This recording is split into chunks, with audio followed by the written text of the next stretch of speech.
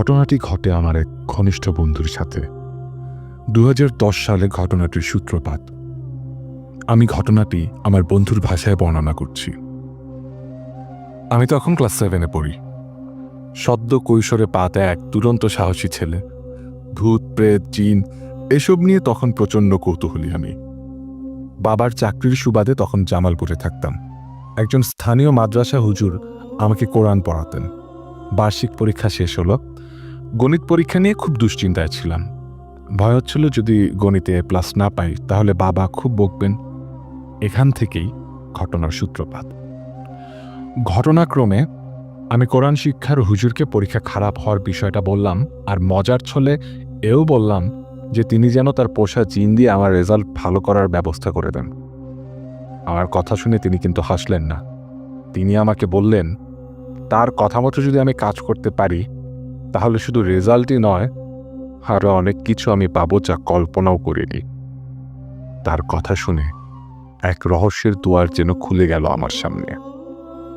Black magic বা কালো জাদু সম্পর্কে আমি তখন কিছু জানতাম না।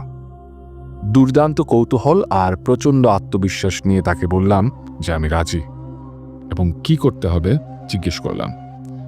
তিনি আমাকে যা বললেন তাতে আমি কিছুটা ভয় পেলেও দমে গেলাম না।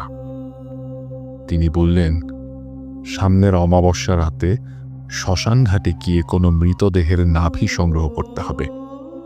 হিন্দুদের মৃতদেহ সৎকার করা হলেও মৃতদেহের নাভিটি না পুড়িয়ে একটি বাঁশ দিয়ে পুঁতে রাখা হয়।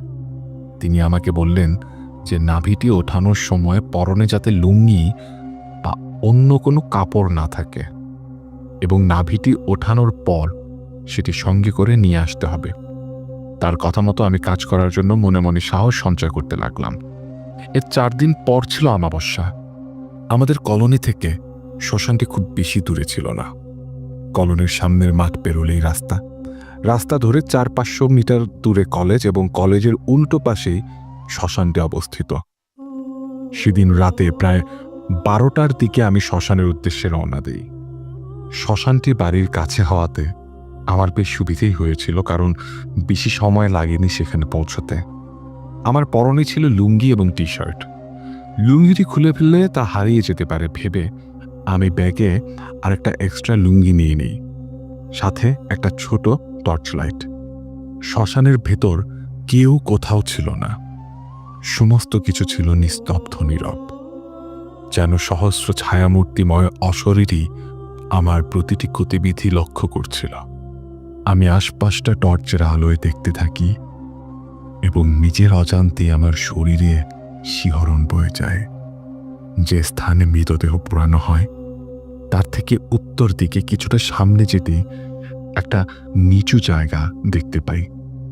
সেখানে কিছু দূর পর পর কয়েকটা ছোট ছোট বাঁশ পোতা রয়েছে। নিচু জায়গা হওয়ার কারণে সেখানে বৃষ্টির পানি জমে ছোট টোবা মতো হয়ে গিয়েছিল। আমি বুঝতে পারলাম এগুলো সেই বাঁশ যা দিয়ে নাভি পোতা থাকে। আমি একটা বাঁশ ধরে টান দিতেই সেটি উঠে এলো। এ সময় ডোবার পানিতে একটি ছোট পলিথিনের পুটলি ভেসে উঠল, এবং সেটা থেকে প্রচণ্ড দুর্গন্ধ বের হতে লাগলো। আমি ভালো করে দেখতেই বুঝলাম এটা সেই বস্তু যার জন্য আমি এসেছি। নাভিটি নিয়ে ফিরে আসার সময় দেখলাম যে স্থানে আমার লুঙ্গিটা খুলে রেখেছিলাম ওটা সেখানে নেই। টর্চের আলোয় যা দেখলাম তাতে আমার মেরুদণ্ডে ভয়ের স্রোত বয়ে গেল। দেখতে পেলাম বিশাল এক অজগর সেখানে কুণ্ডলি পাকিয়ে রয়েছে। এত বড় সাপ হতে পারে তা আমার কল্পনার অতীত। এই দৃশ্য দেখে আমার আর কাছে যেতে সাহস হলো না। কোনো রকমে সাথে নিয়ে আসা অন্য লুঙ্গিটি পরে সরে যাওয়ার জন্য পা বাড়িয়েছি। এমন সময় পেছন থেকে গম্ভীর কণ্ঠে কেউ বলে উঠল, এই কাজ তুই করিস না, তোর ঘোর বিপদ হবে। আমার এত বড় ক্ষতি করিস না, এখনো সময় আছে, তোর হাতের জিনিস ফেলে দে, তোর কোনো ক্ষতি হবে না। মনে পড়ে গেল হুজুরের সাবধান বাণী।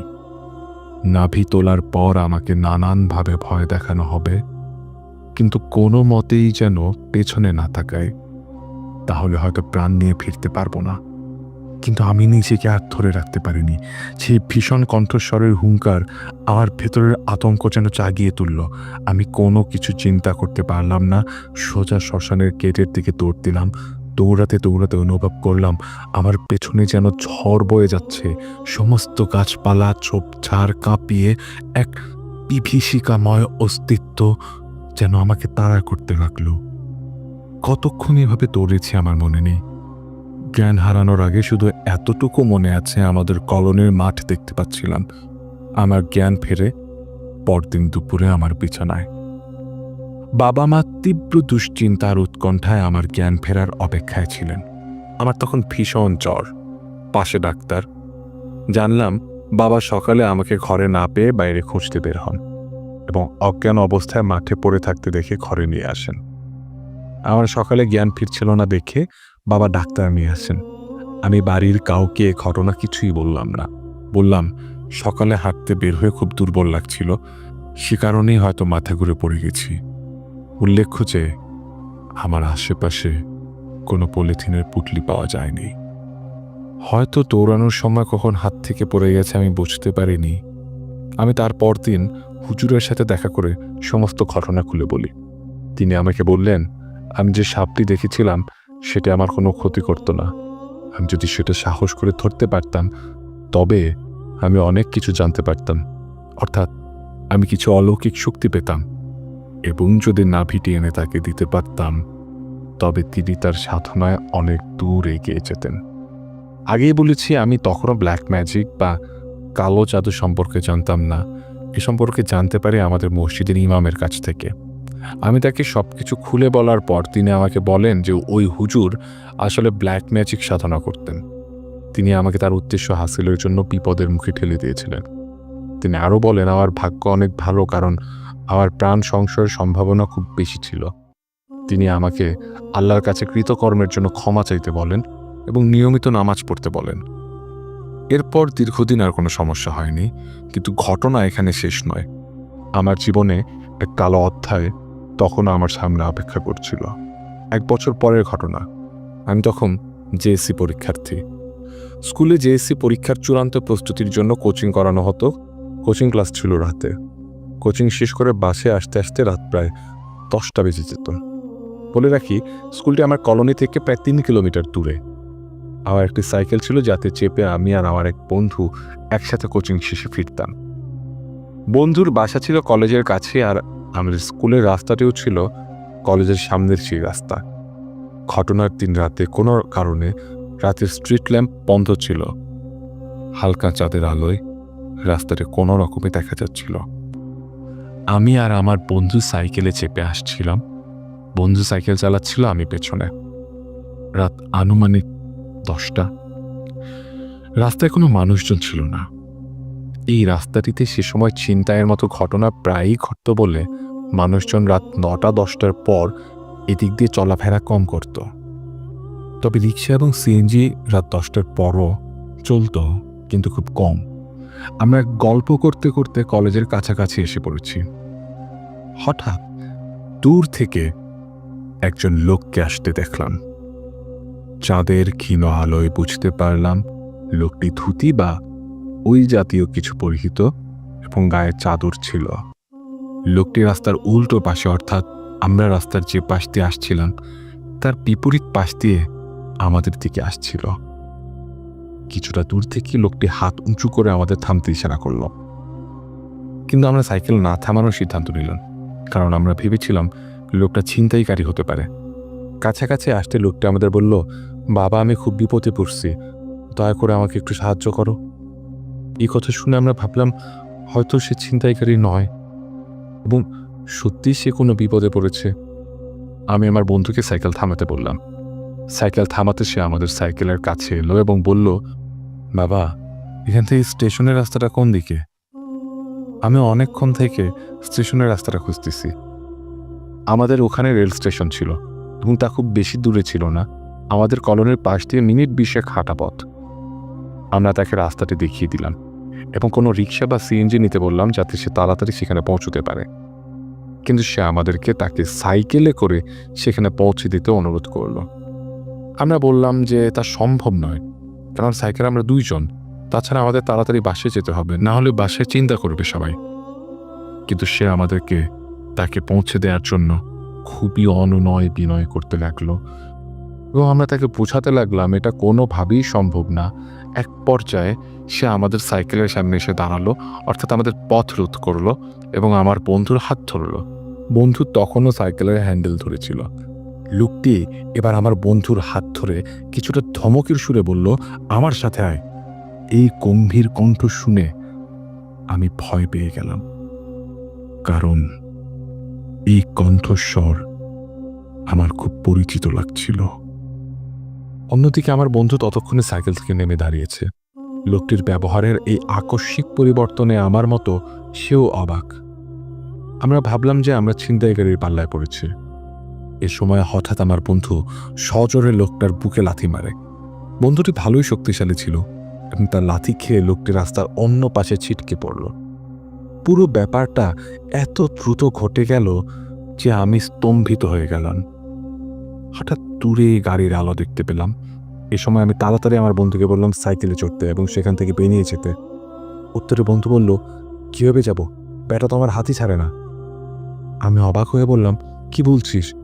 ও তো লাথি খেয়ে রাস্তার ওপাশে পড়ে আছে। বন্ধু বলল, কই? ও তো আমার হাত ধরে আছে। ঠিক এই সময় দূরের সিএনজির আলো আমাদের উপর পড়তেই আমি যা দেখি তা জীবদ্দশায় কখনো ভুলব না। আবছা আলোয় দেখতে পেলাম লোকটা রাস্তার পাশে দাঁড়িয়ে আছে, কিন্তু প্রকাণ্ড লম্বা এক হাত দিয়ে তখন আমার বন্ধুর হাত ধরে আছে। হাতটির দৈর্ঘ্য প্রায় 10 ফুট হবে। এই দৃশ্য দেখার পর বন্ধু একদম শক্ত হয়ে গেল। সে কোনো নড়াচড়া করতে পারছিল না। তার দাঁতে দাঁত লেগে যাওয়ার উপক্রম হলো। প্রাথমিক ধাক্কা সামলে আমি বন্ধুর হুঁশ ফেরানোর চেষ্টা করতে লাগলাম।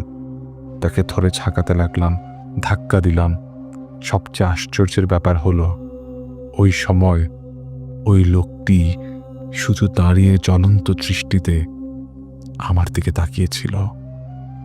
প্রচণ্ড ঝাঁকুনিতে ওই লোকটির হাত বন্ধুর হাত থেকে ছুটে গেল এবং ঠিক সেই মুহূর্তে তার হুঁশ ফিরল। হুঁশ ফেরার পর সে কোনো দিকে না তাকিয়ে পাগলের মতো বাড়ির দিকে দৌড় দিল। এবার আমি আর সেই লোক মুখোমুখি হলাম। আমি প্রচণ্ড দুর্বল অনুভব করতে লাগলাম। বুঝতে পারলাম এখান থেকে বাঁচতে হলে পালাতে হবে। সাইকেল ফেলে কলোনির মাঠের দিকে দৌড় শুরু করলাম। ঠিক সেই মুহূর্তে পেছন থেকে সে গম্ভীর অমানসিক কণ্ঠের হুঙ্কার শুনলাম, তুই এ কাজ কেন করেছিলি? তোকে কতবার নিষেধ করেছি। মাঠের ধারের রাস্তায় বাবা টর্চ হাতে আমাকে এগিয়ে নিতে এসেছিলেন। আমাকে এইভাবে আসতে দেখি কি হয়েছে জিজ্ঞেস করলেন। আমি তাকে সব ঘটনা খুলে বলি।